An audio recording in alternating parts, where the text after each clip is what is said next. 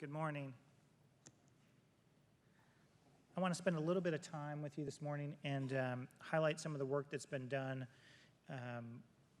between myself and members of the Jockey Guild, and specifically highlight a couple of the research projects that have been going on and give you an update on the jockey injury database that was started in 2012. One of the things that we're excited about, and Jeff Johnston is run some of the ideas related to this, is looking at modifiable factors related to a jockey. And so if you think of a jockey and a horse, it's certainly a symbiotic relationship. And as someone who used to ride and fox hunt, the physical performance of a horse could be affected certainly by the lack of flexibility or strength in a jockey, or an imbalance, as many of you know that are dressage participants. And so our approach is really to begin to look at what is effective modifiable factors for a jockey, and with the idea that that balance, that interaction between a jockey and horse is really relevant to potentially any performance. So thinking of jockeys, in essence, is the same as we do with the equine, a high-performance athlete, and keeping them tuned so that that relationship exists. So again, multiple modifiable and non-modifiable factors. Non-modifiable factors I consider as something as a horse slipping over. You're not going to necessarily control that, or accidents, a horse trips and falls. But there are lots of modifiable factors that we can that we'll discuss today. One of the ones that we began to look at is safety, helmets and vests. And so myself, Jeff Johnston, the folks at Chesapeake Testing have done some work with helmets, specifically looking at their ability to withstand impact and the uniqueness of a jockey. So one of the first purposes that we had relative to this was to determine the peak accelerations between common equestrian helmets using ASTM standards. And so we went to the lab in Chesapeake and we tested these helmets basically to see if they passed the ASTM guidelines. And we did this at one particular temperature. I know those of you that are familiar with the equipment guidelines is that you're supposed to do them in several different temperatures. This was in one controlled temperature. And so basically, and this is new to me, so the whole testing and helmet testing was new to me as far as regulations, but the regulations are that a helmet should stay below 300 Gs, and that's the threshold for serious brain injury. So that's where this normative comparison comes from. And so after 4 impacts, according to ASTM standards, the helmet should not exceed 300 Gs. So what we did was we had several helmets, and we had sort of 2 test groups. The first test group we had was a group of helmets where we ran them through the ASTM guidelines. In the second group of helmets, we actually tested consecutively. So the first group, we impacted them on a flat anvil on 4 locations. 4 locations for both a flat and equestrian anvil. For the flat anvil, we had a front and left, and then for the equestrian anvil, we struck the helmet on the right and back.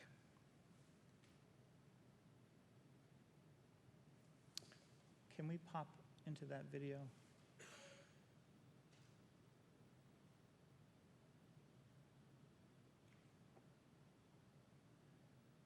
So I hope you can see this. It's in slow motion. There it goes. And so the helmet's coming down, and this would be the flat anvil. So this was a zoomed in video of a typical impact on a flat anvil.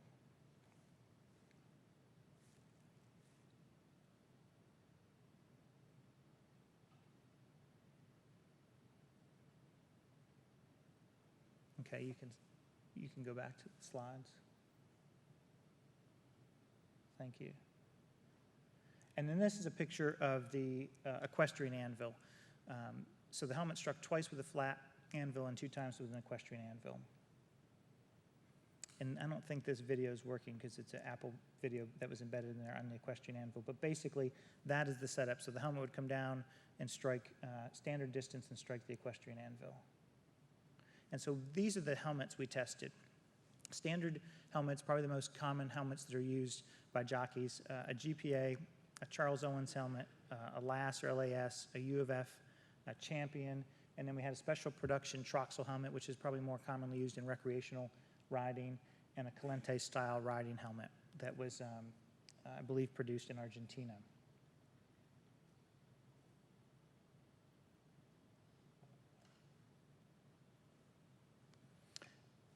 So just to give you a little bit of numbers, not wear you out with it, but basically, if we take a look at the different helmets, we wanted them to stay below 300. And so the best performers on the flat anvil were the GPA and the Charles Owens. So if you look across the top, we have model number, oops, pointing at the wrong thing, model number, model, and then the flat front, and then the left contact on the helmet. So the GPA and Charles Owens were our best performers for the flat anvil. Of particular note is that we had several that did not, that did not meet the standards. For example, the Champion, I made that in purple because we're actually going to go back and retest that helmet. We're not sure if that was an aberration because the remainder of the impacts were actually pretty good. But the Troxel did not meet the standard, and the Calente style helmet was interesting. This equipment is pretty expensive, and when we dropped that, there was a gasp of all of the folks in Chesapeake, and they actually would not allow us to test the helmet again because it exceeded the force that they could measure. And so they were afraid that it would ruin their head form and the anvils and some of their equipment. So that failed miserably. And so that final cumulative score you have there is, the asterisk is that I'm assuming that it would have failed miserably again if we tested it twice. For the equestrian testing, the GPA and Charles Owens again sat at the top of the list, and the Calente was definitely over 300 Gs. So most of the helmets met the ASTM standards, which was a good thing. The helmets for our test group 2 were impacted 4 times, and then we took x-rays between impact 1 and 4. So the idea of this study was one that I had, which was if a helmet is repeatedly hit, or if somebody comes off more than once, or if you drop the helmet more than once, how much does that impact the protective ability of the materials?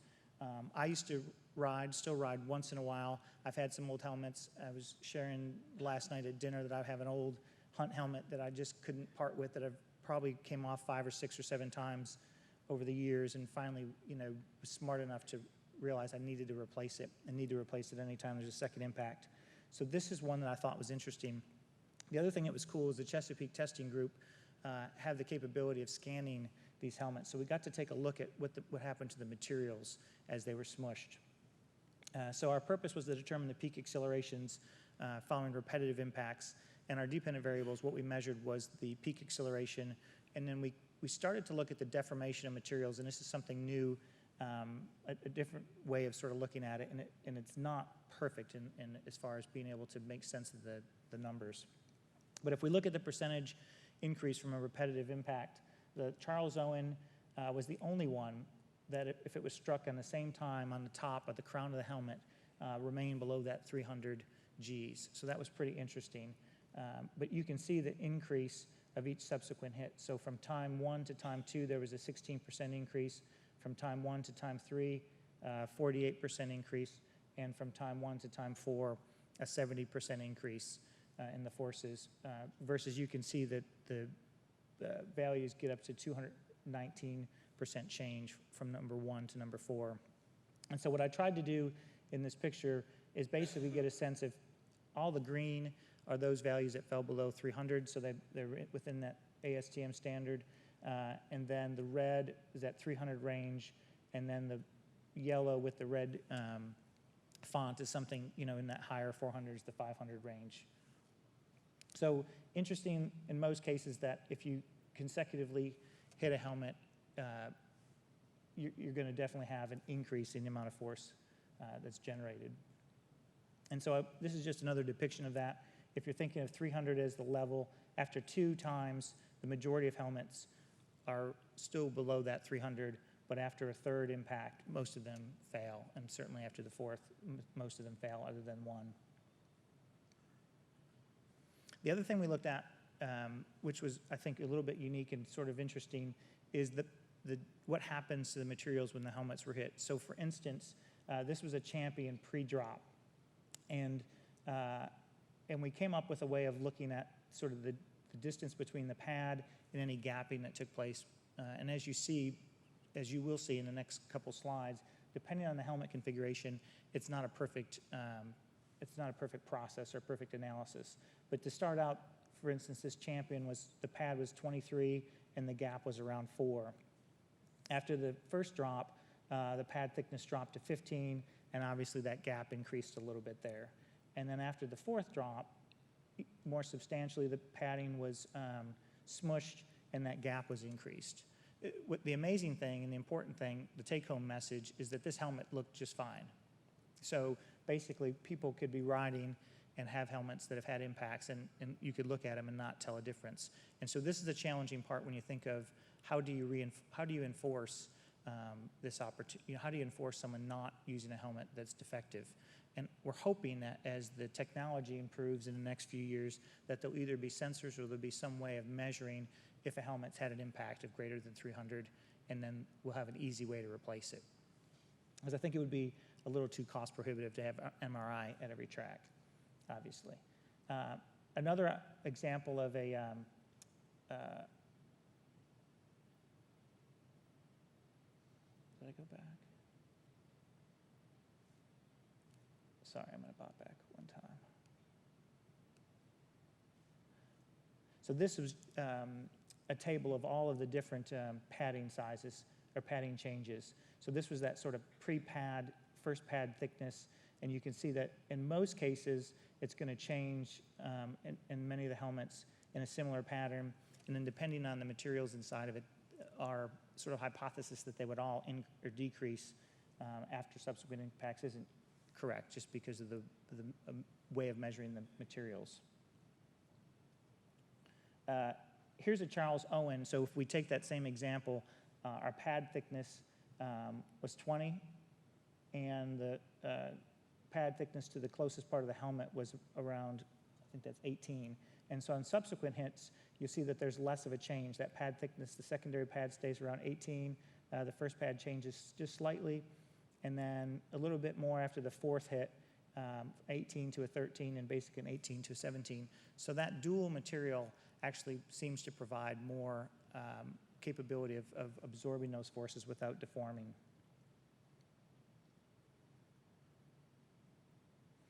Just different configurations. I just thought I would put these up.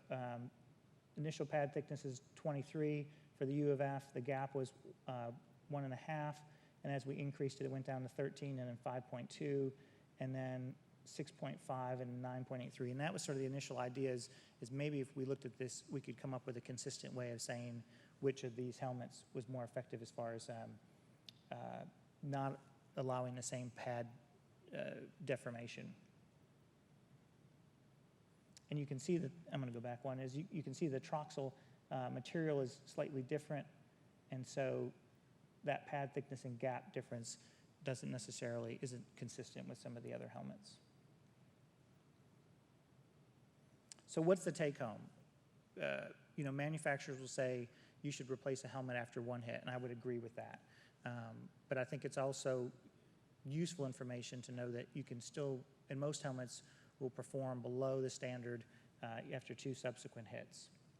More importantly, if a helmet's had a high force to it, the material outside would look just like brand new, but the interior padding is deformed and does not provide the same force reducing capabilities. And then damage is increased sequentially after each subsequent hit. So I think this is really important for individuals that are riding with helmets, in that it does need to be replaced. You can't rely on thinking that it's going to continue to provide the same forces. Second part of my talk is I'd like to give you an update on some of the data that's currently in the Jockey Injury Database.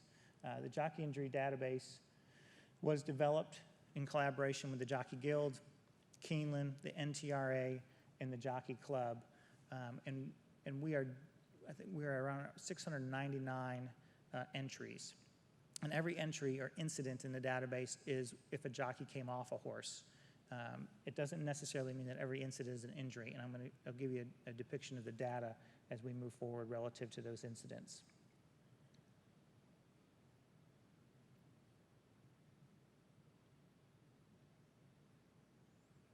So one of the important components, I think, of the Jockey Guild, Jockey Club, Keeneland, NTRA, is to begin to look at the types of injuries and the consequence of those injuries. And until you know the types of injuries and the trend relative to injuries, it's very difficult to offer any intervention and see if it worked. And so for years, I think people have had suppositions of injuries and that things are increasing or decreasing, or the severity of different types of injuries or joints has changed. But there was no way of actually documenting that in the U.S. So in the U.S., we're a little bit behind, I should say quite a bit behind Australia and the U.K. as far as having a systematic way of assessing injury data relative to the jockey and horse together. So if you think of the direct losses, anytime a jockey can't work, potential decrease for the success for a mount. I never actually see that in writing, but it's something I've thought about, is if a jockey actually has a relationship with a mount and has a relationship with a trainer and is injured and you have to pull in a sub, you definitely have a potential of that loss of continuity. Certainly medical costs, rehabilitation, disruption of family life and the stable. And obviously these are all consequences that are important for trainers and obviously important for the jockeys themselves. So we all know the inherent risks. You take a 112-pound individual and you put them on a 1,500-pound horse at speeds of 30 to 40 miles an hour, and the potential if you come off just from a direct impact is great, and then certainly the added challenge of hoofs and contact with other riders and horses. I spared you all the videos of jockeys flipping over. That was that one little link. And so what I'd like to do really quickly is, because many of you have seen this, is the database that we have captures a lot of important information in one sheet. So it's really easy to fill out. And we've tried to make it so that anyone could understand most of the terminology in it. And basically, we can assess whether sex or gender, location of the incident, where it took place, such as the paddock at the start, in the stretch, the race specifics, size of the field, how long it was, age of the horse, race gender, race type, and then the cause of the incident.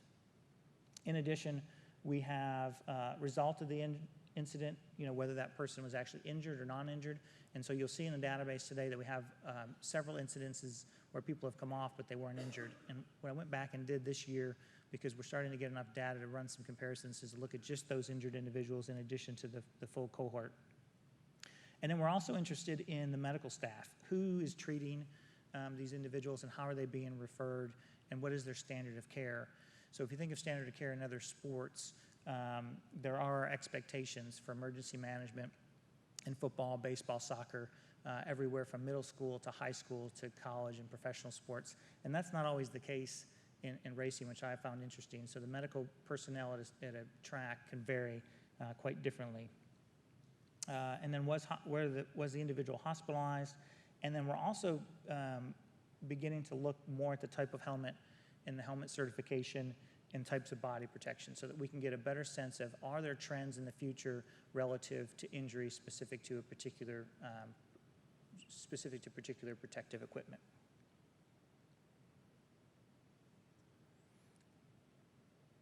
So I handpicked this this entry, but if you look at the very bottom, the helmet type says Calente type helmet.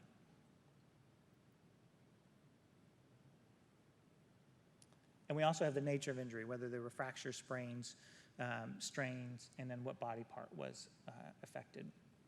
So the first series of data that I'm going to present to you is all of the data. So it's all the incidents that we have in the database. And in most cases, it follows the norms relatively well. It switches a little bit when we look at those that were injured versus those that were not injured, but it follows the norms nationally and internationally. So the location of most incidents took place at the start for the majority of individuals, and in the stretch.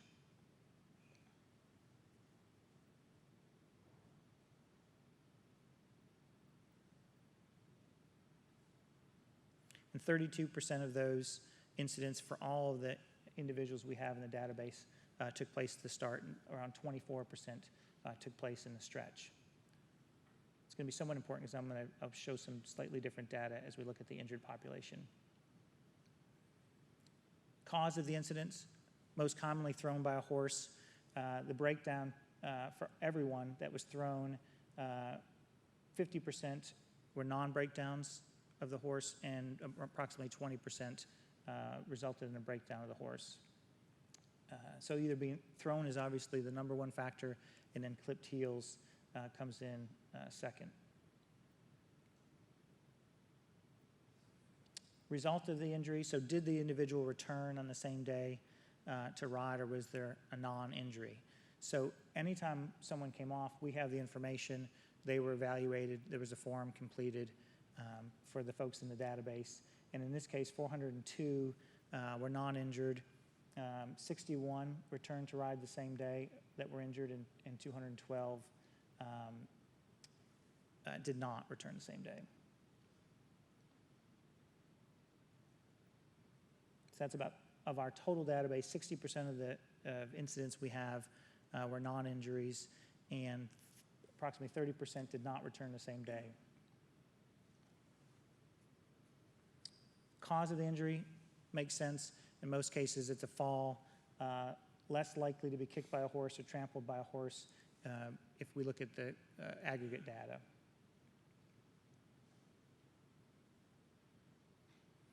Nature of injury, we've got a lot of not specified, and that's one of the reasons we feel it's important to look at the medical care and medical staff, because oftentimes the information that we're getting may or may not be as specific as we'd like relative to the nature of the injury. In some cases, they may not have known the nature of the injury because the person was shipped off. But in most, the most common were fractures, strains, and sprains. And if you take a look at the aggregate data, concussions are right around 8.5% to 9% for all of the individuals in our cohort. Region, mainly upper and lower extremity injuries, which makes sense. So much of the work that the Jockey Guild is doing relative to modifiable factors is looking at upper extremity, lower extremity padding, particularly helmets, as well as head and facial opportunities to improve protective gear. And right now the Jockey Guild is actually working with several companies to identify vests that are a little bit lighter and have increased force reduction capabilities than some that are on the market. So those are all advantageous for the profession. And the site of incident is primarily the ground. So if we think of what we're doing from a preventative standpoint of training the jockeys potentially to be physiologically stronger and more sound and more fit, as well as looking at track surfaces, which is some of the work that will be done today, and equipment, it makes perfect sense because that's where the site of most of the incidents takes place. And these are the type of helmets that individuals wore. And if I can get you just to pay attention to the other. So 28% of the helmets that were listed were other, meaning that they weren't a LAS helmet or LAS, a GPA, a Charles Owens, or a Champion. So likely those are Calente style helmets and others that were not ASTM certified or necessarily listed when we put our database together.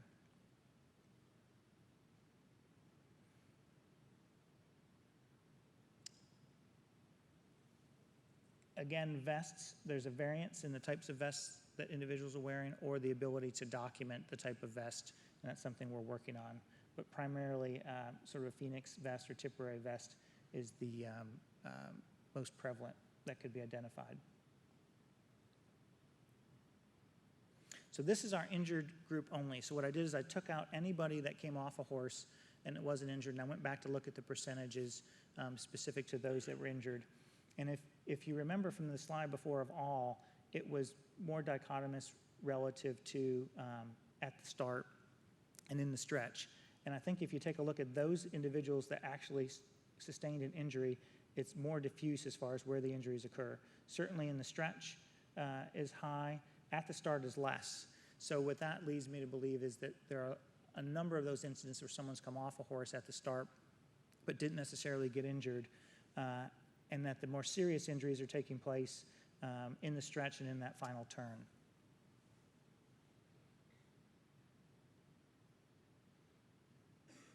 And this is slightly different also if we take a look at the injured group only.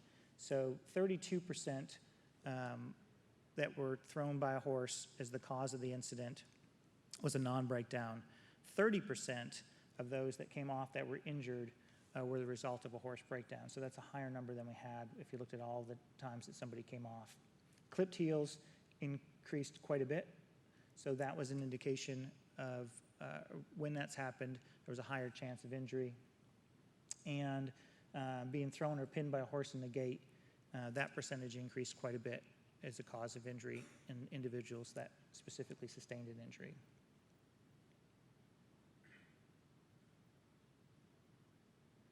Of those that were injured, 80% did not return the same day, 20% returned and ride the same day. I think that's a really important stat. So this is the importance, I think, of taking a look at the data. You can look at all the data at any time someone's come off or been treated versus those that specifically were injured.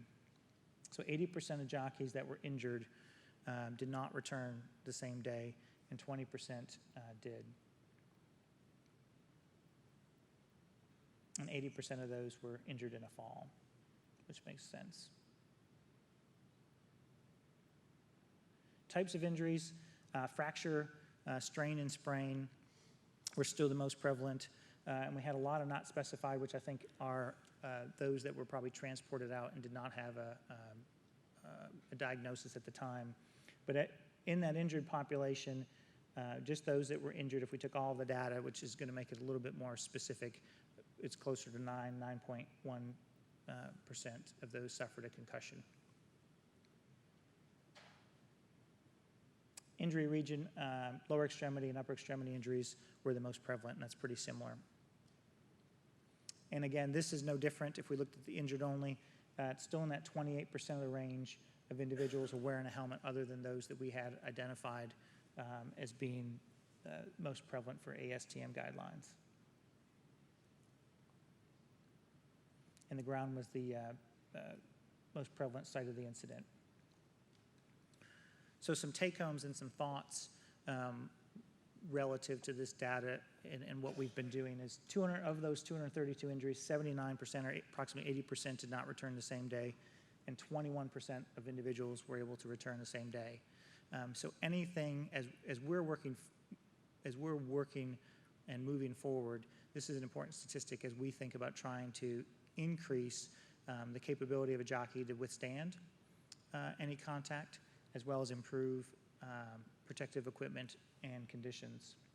So we have 699 total incidents in the database where a jockey came off a horse, and of those, 232 resulted in an injury. What's important to note is that is not all the injuries that have taken place in the last 2 years. That is the data that we've been able to collect from those tracks that participate and those individuals that have helped us collect that data. So we are continually working to improve our system. One of the things I've found interesting as I've compared the equine industry to some of the other areas where I've had more experience, that being collegiate sports, high school, middle sports, and just my knowledge of professional sports, is in all of those cases, if you take the NCAA, they have an injury database that's required. And teams are queried to provide that information. In professional sports, that information can be regulated as far as what are the types of injuries and what are the percentage of injuries. And so it's much more of a challenge, I think, in the racing industry because the organization is set so much more by state level, similar to, if you want the analogy of other professional sports, boxing, where a track can participate or a group or state may have different regulations. So it's been a challenge for me to begin or to continue to grow the participation in this database, and we hope to continue to do that. And that's only through awareness. So awareness of how do we improve the athlete, both equine and human, and how do we gather the data so that we can better do that. What I've done here is just pointed out some of the hope you can read that from afar. Some of the highlights between those that have those injuries that were for all and those that were specifically for just those that were injured. Specifically, if you take our whole database, this is where the information can be misleading a little bit. 90% of the people returned on the same day and 31% did not. If you take just those individuals that were injured, 79 or 80% did not return and 21% returned. The other thing I think is really interesting, and we're beginning to have enough data in the database to run some of these comparisons, is that if we look at the concussions between males and females, males are right around 5 or 6% of injuries, and for females, 33% of the injuries currently in our database were due to a concussion. And similarly, for low back injuries, there was an increase in the number of low back injuries for females from falls relative to males. That isn't anything I would hang my hat on yet. I think as we continue to gather more information, we can make more substantive comparisons. I think that's something that we can keep an eye on. So recommendations from our work the last few years is of those jockeys that were injured, more than 1/4 were classified as wearing a helmet that did not reflect an ASTM listed helmet. And one of my recommendations is that the Calente style helmet, I know that it's not allowed, and whether or not that's enforced is a very different issue on different tracks. That should not be on any rider's helmet, whether they're an outrider, whether they're an exercise rider, or whether they are apprentice or full jockey. It provides little to no help, and if it was one of my employees, I wouldn't take the risk from a medical standpoint.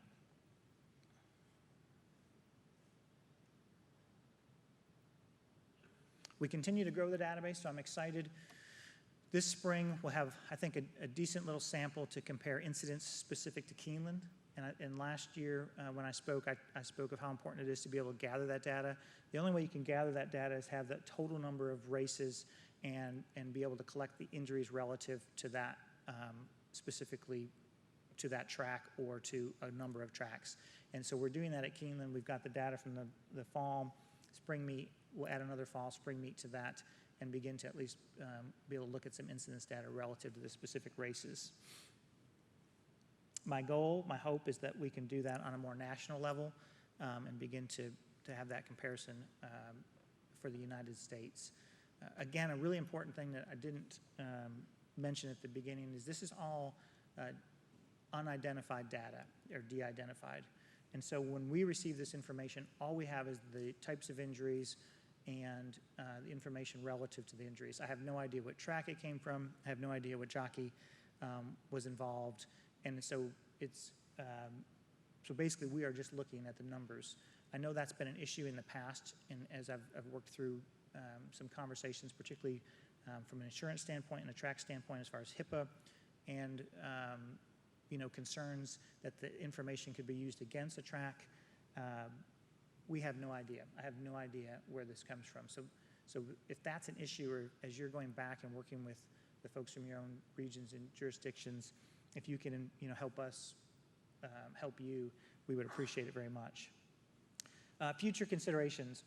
We have a brand new dean, and many of you that were here last night for the keynote got a chance to listen to some of the work he's done over the years, specifically looking at performance and mitigating factors of injury.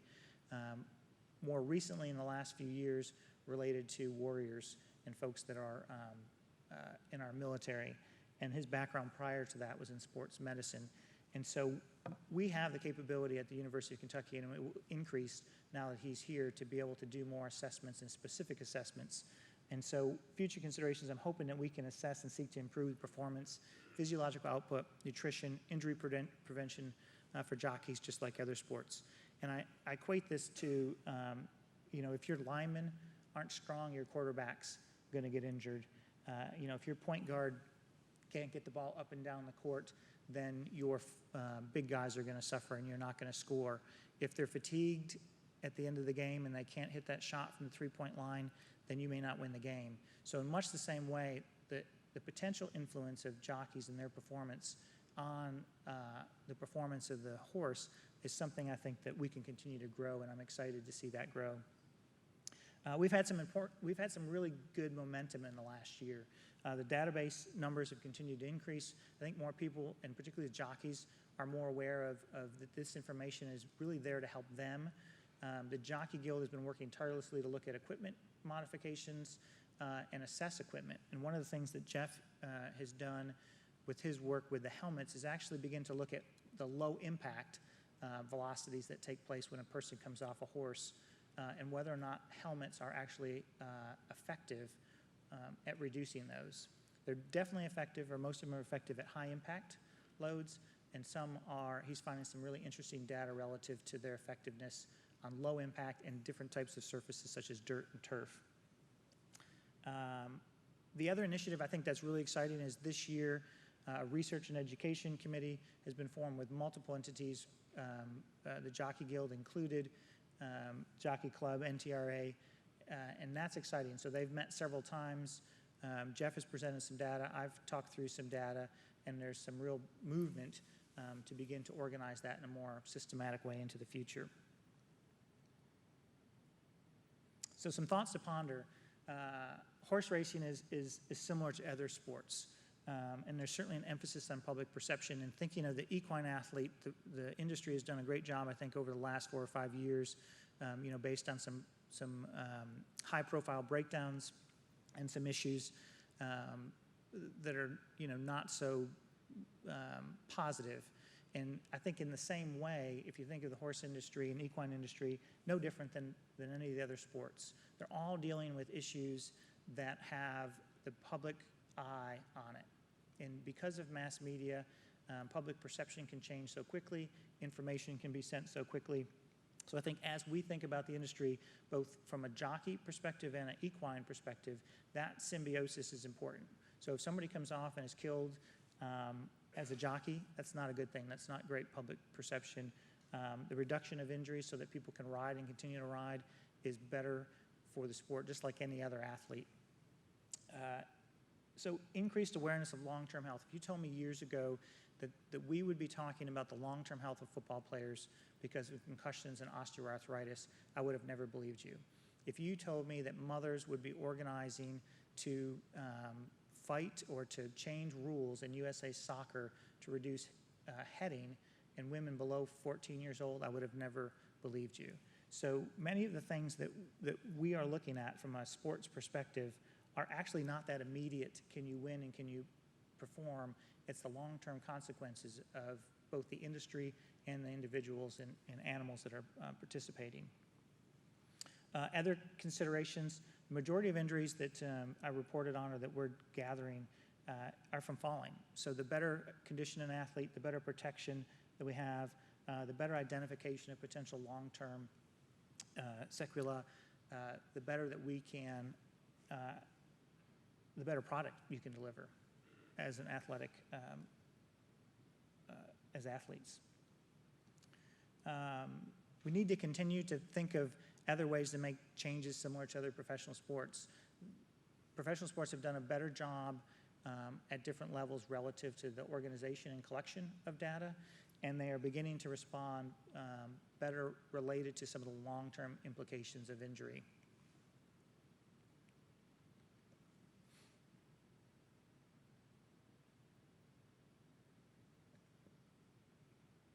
I'm excited because the database, the work we're doing with the database, and the potential to do more screening, physiological assessment, and education for the jockeys is really out there. If you think of most college athletes, most professional athletes, when they come in, they all are screened, they're evaluated, their strength, their flexibility, how fast they can run, are all evaluated, and they're given individualized protocols. Dr. Lephart spoke last night about the military. Some of the things they have found with the SEALs is that many of the training programs that they were doing were not specific to what their mission goals were and what they would do on a normal mission. So just by reevaluating and looking at factors that affected performance, they could actually decrease injuries, which results in certainly a time and money reduction. I want to thank you. If you have any questions, please feel free to contact me at that email. If you have any suggestions, we're certainly open to anything to improve what we're doing.